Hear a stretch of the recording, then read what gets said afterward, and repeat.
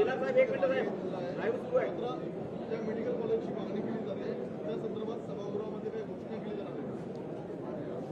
आमचे सन्माननीय आमदार समीरजी कुणावार यांनी जी मागणी केली आहे की वर्धा जिल्ह्यामध्ये होऊ घातलेलं शासकीय वैद्यकीय महाविद्यालय हे हिंगणघाटमध्येच झालं पाहिजे, तशी मागणी जनतेची आहे, आवश्यकताही आहे. 7-8 महिने या विषयावर आंदोलन चालू आहे. आज पहिल्याच दिवशी सन्माननीय समीरजी त्या ठिकाणी लक्ष वेधण्यासाठी सरकारचं पायऱ्यांवर त्यांनी आंदोलन केलं. माननीय देवेंद्रजींना आम्ही सगळ्यांनी विनंती केली. देवेंद्रजी स्वतःही आले आणि देवेंद्रजींनी चर्चा या ठिकाणी समीरजींशी केली. खरं तर याबाबतीत घोषणेचा अधिकार ही सरकारचा आहे.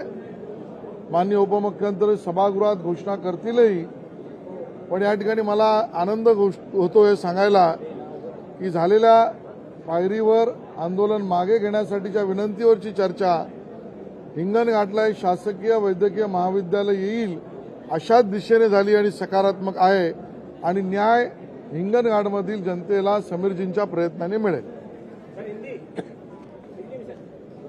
आज सदन के पहले दिन ही हमारे सम्माननीय विधायक समीरजी कुणावार इन्होंने वर्धा जिला में जो मेडिकल कॉलेज गवर्नमेंट का प्रपोज है वो हिंगणघाट में ही होना चाहिए, इस मांग को लेकर सदन के स्टेप्स पर आंदोलन किया.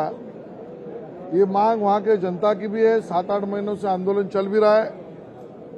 माननीय उपमुख्यमंत्री देवेंद्र जी स्वयं समीर जी से चर्चा करने के लिए आंदोलन स्थल पर आए. हम सब ने चर्चा समीर जी से की. लोगों की मांग भी सही है, हिंगणघाट वासियों को न्याय भी देना है. सर्वस्वी अधिकार सदन में घोषित करने का सरकार का और उपमुख्यमंत्री जी का है, लेकिन जो चर्चा हुई इससे ये जरूर कह सकते हैं कि बहुत सकारात्मक रीत से चर्चा के बाद हिंगणघाट वासियों को न्याय मिलेगा और उस प्रकार की खुशखबर लोगों को मिलेगी.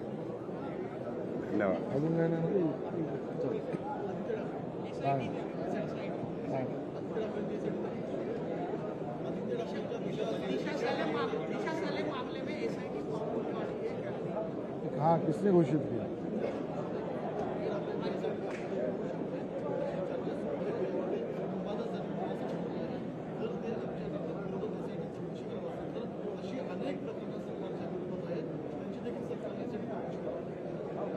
मुळामध्ये याबाबतीत एसआयटी चौकशी होईल नाही होईल या बाबतीतला निर्णय सरकारच घेईल, सरकारच्या वतीने घोषित होईल. पण मी या ठिकाणी एक स्पष्ट करू इच्छितो की ज्या पद्धतीने संशयाचं धुकं दिशा सालियन यांच्या प्रकरणामध्ये मृत्यूच्या प्रकरणामध्ये निर्माण झालंय ते स्पष्ट होण्याची गरज आहे. वातावरण साफ स्पष्ट झालं पाहिजे. लोकांच्या मनातल्या प्रश्नाची उत्तरं मिळाली पाहिजेत. ज्या पद्धतीचे पुरावे बाहेर येत आहेत त्याबद्दलचं स्पष्टीकरण पोलिसी खात्याकडून मिळालं पाहिजे. आणि म्हणून मी तर म्हणेन स्वतःच आदित्यजींनी या ठिकाणी एसआयटी चौकशीची मागणी जर झाली असेल तर ती स्वतःच इन्व्हाइट केली पाहिजे, स्वतःहून या एसआयटीच्या समोर गेलं पाहिजे अशी मी त्यांना सूचना वजा विनंती करीन. दिशा सालियन मर्डर केस में एसआईटी होगी कि नहीं होगी, कैसे होगी, इसका निर्णय तो सरकार ही करेगी, घोषणा भी सरकार करेगी.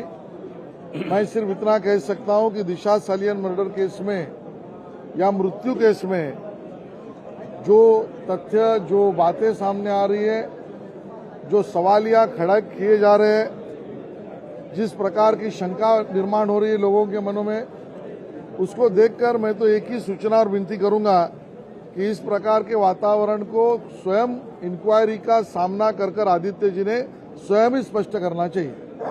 पिछले अधिवेशन में नागपुर के उस वक्त भी एसआईटी का गठन किया गया था, लेकिन अब तक 1 साल में क्या क्या हुआ है उस पर कोई अपडेट है क्या? देखिए, ये तो सरकार घोषणा कर सकती है, जानकारी सरकार देगी. मैं कहता हूं कि इसमें सच है, गलत है, कितना सच है, कितना गलत है, ये सभी चीजें जनता को जानना जरूरी है. एसआईटी ने क्या किया ये भी जानना जरूरी है. और एसआईटी का विरोध करके इस प्रकार के संशय को या सवालिया निशान को बढ़ावा देना भी गलत होगा और इसके लिए आदित्य जी ने स्वयं उनकी भूमिका स्पष्ट करनी चाहिए, ये मेरी मांग है। लोकशाही मराठी ऐका, पहा, जागरूक रहा।